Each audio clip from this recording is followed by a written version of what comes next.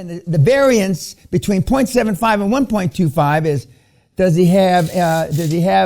he a doctor for corporations? Is it just all regular individual patients? How strong? Yeah. And how old the practice is the variance between 0.75 and 1.25. But roughly speaking, you're buying these individual practices, single proprietorships, for 1 times yearly revenue.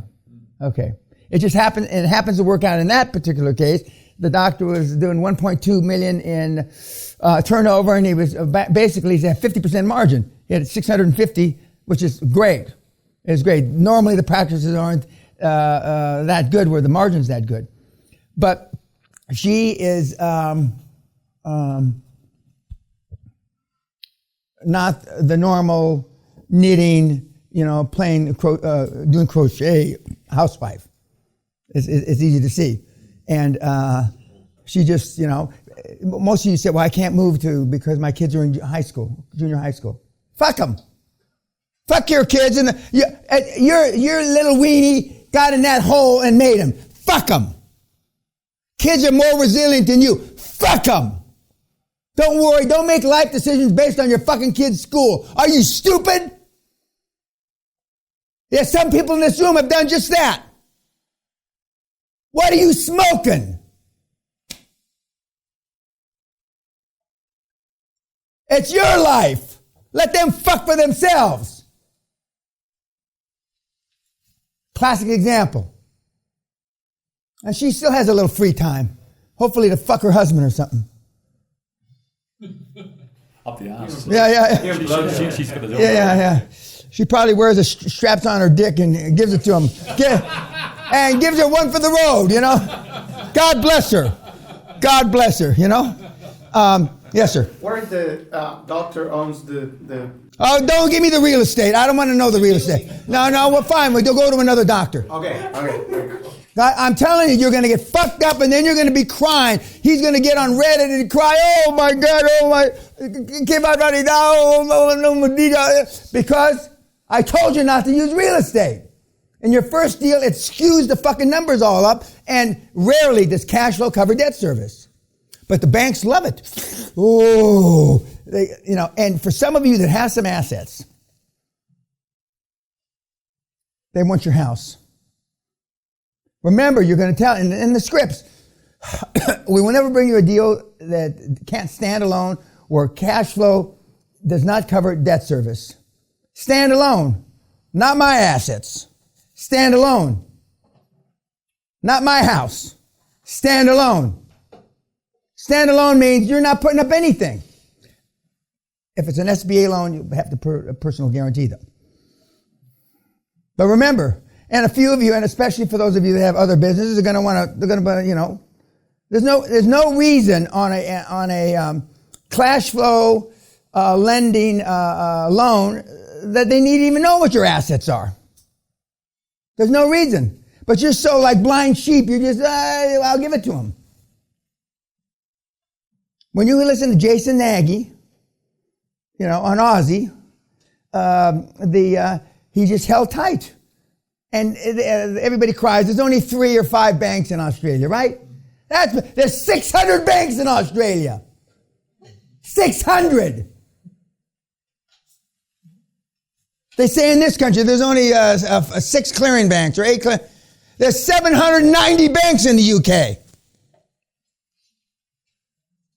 So don't give me that shit. And there's 82 gazillion banks in America. Is that 10 zeros? What? I don't know how many zeros. But I mean, you won't have any trouble finding the money if you follow the scripts and make the calls. Because not every bank, once in a while, a bank, the first call, it's a done deal. I hate when that happens because then they go, well, fuck, this is a cinch, I like it when it's your 50th call. Okay, not your first call. But we've had some guys knock it right out of the park, first call. First deal that they looked at, first bank, first everything, boom. And then they never did another deal.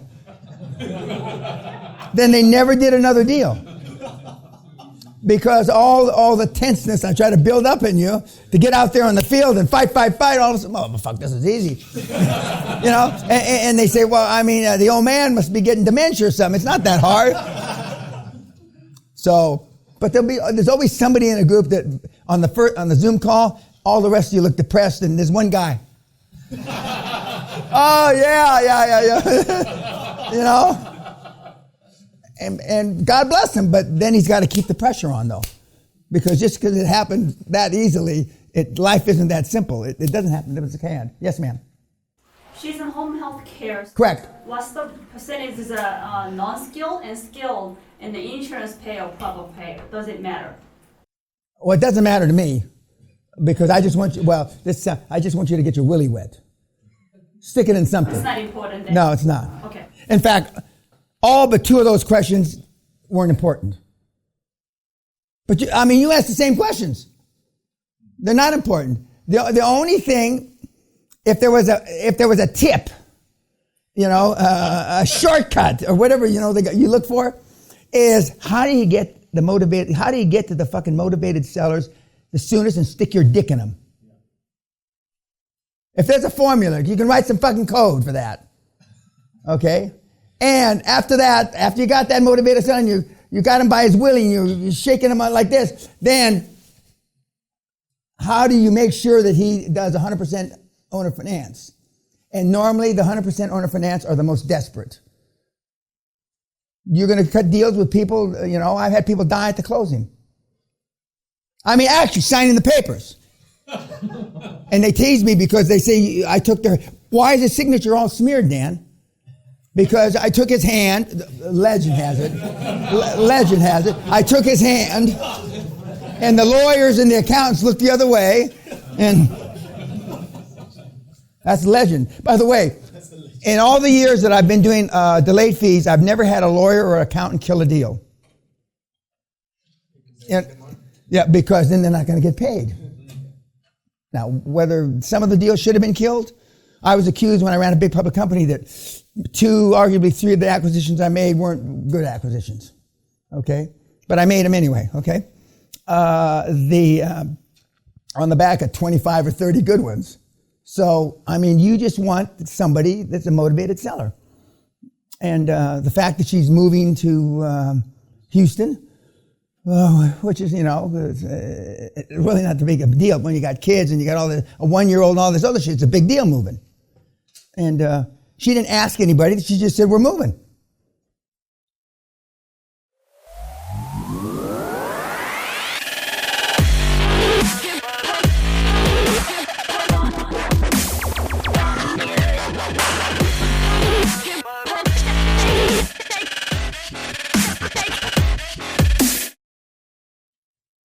You know, and I don't know how she dealt with the junior high school. Find a school there, you know. That's I would have done. Find a school. Best school you can't get in, and then we'll get you in. There was other question. Yes, sir. Are there any particular industries that you discourage for particular areas of the country? Yeah, well, I discourage retail around the world. Too hard. Okay. Plus, it's too much competition. Okay, for small margins. Okay, I want you to be in 20 to 40% margin businesses. Okay, retail is 2 to 4% margin. I mean, like Tesco's and Safeways, they're 1% margin. I mean, that's too tough. Okay, number 2, construction is tough. Construction, okay, unless you're in a boutique construction where you're putting in certain kind of things in buildings and shit like that, like refrigeration, air conditioning, shit like that. Just special, but the bidding and the competition for big building is fearsome. I mean, and to compete, big companies will take a business on loss leader just so they can have that building, you know, as part of their portfolio. Well, you can't compete with that. You just can't. So construction is another one I tell the kids to stay away from. Another one that I tell them to stay away from is that's just flat digital-based stuff. Is hard to replicate because all the big guys are doing digital marketing, etc. So these platforms that are for sale, they are for sale. Plus the valuations are too high. But there's virtually they don't have phone books anymore, but if you threw a phone book down on the ground, wherever it opened, C, E, F, Z, you can roll up. Yeah. I'm in California. Are there specific areas that you would normally encourage to do business, but for that? No, well, I mean, California's hard because, but you're not trying to start a business. See, California's hard to get permits and stuff. But when they're already in business, they've already had the permits. And that's one of the things you got to really check. Because just because they have these things on the wall when you walk into these medical offices, like they got that doesn't mean they're accurate. That doesn't mean they're real. That doesn't mean that they're legit.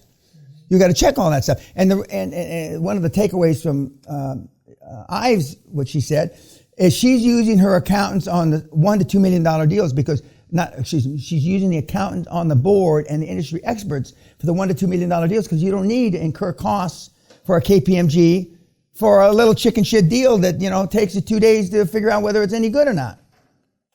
And the board members will know that. They'll say, why are we wasting money? Because when they say, why are we recruiting KPMG, they're too expensive. All the big four are at least 50% an hour more expensive than the next four in the brackets.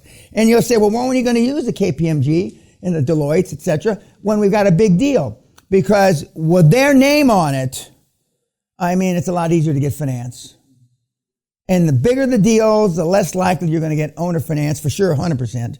But you'll get some portion of the finance. So some portion of the finance is going to have to be commercial lending. And commercial lending, the big banks want to be able to hang their hat on the fact that it's got one of the big fours doing due diligence. And when they tell you that the accountants say that accounting rules dictate that I can't do a rolling fee, that's bullshit. What the law says, just like the SBA statutes, the law says general accepted accounting principles, GAAP, says an accountant cannot have his fee contingent on a financial report.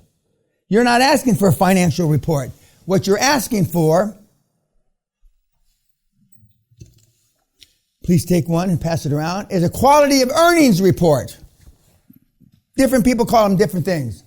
But that's a 2/3 complete quality of earnings report on a California-based healthcare deal that one of the kids was doing. And I blanked out some of the shit, so you won't be chasing them. But those are the kind of questions they ask. So the due diligence you do is because the banks are going to want a quality of earnings. What are the probability? The guy did 10 million last year, 5 million profit. These quality of earnings reports tell you, in the bank's mind, is it going to continue to perform that way? And the real question is it going to continue to perform that way with you running it? Not with this old geek who's run it 40 years. Because the real question is, your team all looks great. 900 years, $4 billion, $40 trillion in deals, yada, yada. But can you run the motherfucker? And every single guy and gal on that wall and every single guy and gal that's been successful in this program will tell you the board's easy, the buying's easy, through the financing's easy, but the running is a motherfucker. Because down deep inside, you're the boss, and even your board members want to be liked. Want to be liked. So there's never an easy time to make a hard decision. Remember, she said, I gave the guy the benefit of the doubt. She called that an error. There are no benefits of the fucking doubt in this fucking model. A bullet in the fucking head. Or as they say in East, a cap, but I'm going to put a cap in your ass. Essay. You've lived all your lives with the benefit of the doubts. They've given you the benefit. What has that gotten anybody? In the 12-step programs, you go AA and all those 12-step things. My name's Dan. I'm an alcoholic. I've been sober 38 days or 6 months. They get them bullshit. Okay. Then they come up and say, my name's Dan, and I slipped. I've got 4 hours of sobriety. And then everybody comes and hugs them. It's all right. It isn't all right. Fuck you. Get out. Fuck you and the horse you rode in on, bitch. All that, but no more. Don't fucking, unless you got big tits in your legs and you got a big cunt, don't touch me. The big guys don't hug. Do you think they fucking hug? Why do you hug? Tell me. Connection. Fuck your connection. Do you think Bill Gates wants to hug you? Do you think Warren Buffett wants to fucking hug you? And do you think Charlie Munger wants to fucking hug you? Weak people are looking for connections, Doc. Not strong people. Jocko Wacko doesn't fucking hug you. None of the combat programs that I've been through, some of practice hugging. None of them. Now they go, what do you do? Go like this? Give me a fist. I don't know what that means, but that's the most they do now. No, I don't know that. I don't know any of that. This is not a forgiving program because, believe me, I won't forgive. To me, you failing, you fucked up my numbers, and I'll never forgive you. I wouldn't piss on your face if it was on fire. All to me is your dollar signs, pound signs, euro signs, peso signs, God forbid, rupee signs. But anyway, that's all you are to me. I don't give a fuck. And when I get these expensive gifts,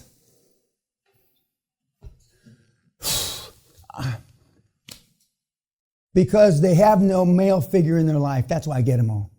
I'm the alpha male father that all these people never had. And they know I'm running out of runway. I'm not as close to the end of the runway as everybody thinks, but I'm running out of runway. But I plan on seeing Halley's Comet when it comes around the next time in about 40 years, 41 years. I'll be about the age I think I might quit then. Is this week? Huh? Is this week? No, it's not. I've been trying to tell you. No, it's not. Fuck. No, it's not. It was 1986 Halley's Comet. That's another comet, not Halley's Comet. There's another comet that's coming within 300 million miles or some shit, but it's not Halley's Comet. Look it up. Halley's Comet. I fucking could swear that it is Haley. Okay, well, Look it up. Sure. well, just Google fuck it. Okay, YouTube, you worthless pieces of dung that should have rolled down your mama's leg. Who's right? Is Halley's Comet right now? Or is it 2041 or 2061? No, 41, 61. 26. Okay.